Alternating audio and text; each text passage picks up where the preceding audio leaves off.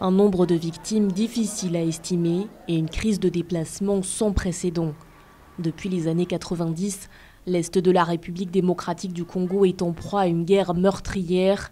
Un conflit où meurtres, viols et enlèvements sont longtemps restés sous silence.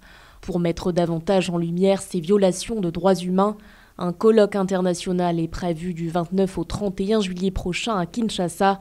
Un événement organisé par la CIAVAR et le FONAREV sur le thème reconnaissance internationale des génocides commis sur le territoire de la République démocratique du Congo.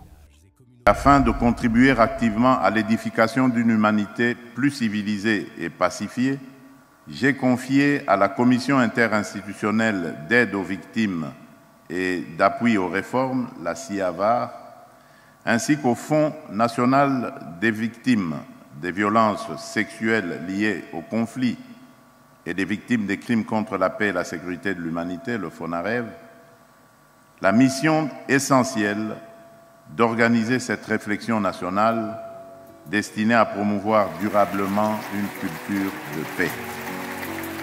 3 jours de discussion pour vulgariser la notion de génocide, un terme établi par la société civile congolaise pour expliquer la nature économique du génocide.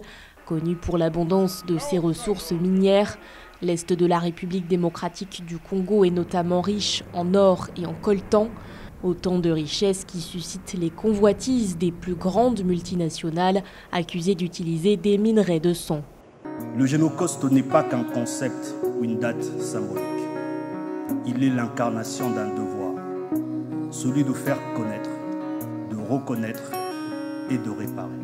Il rappelle aussi que la mémoire est un droit et que toute société digne doit porter ses morts avec vérité et courage.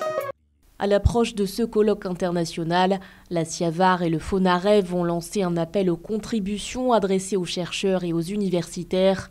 L'enjeu est d'explorer les dimensions juridiques, historiques et sociales des crimes commis, tout en encourageant un dialogue participatif afin que la guerre dans l'Est de la République démocratique du Congo soit officiellement et indiscutablement reconnue comme génocide.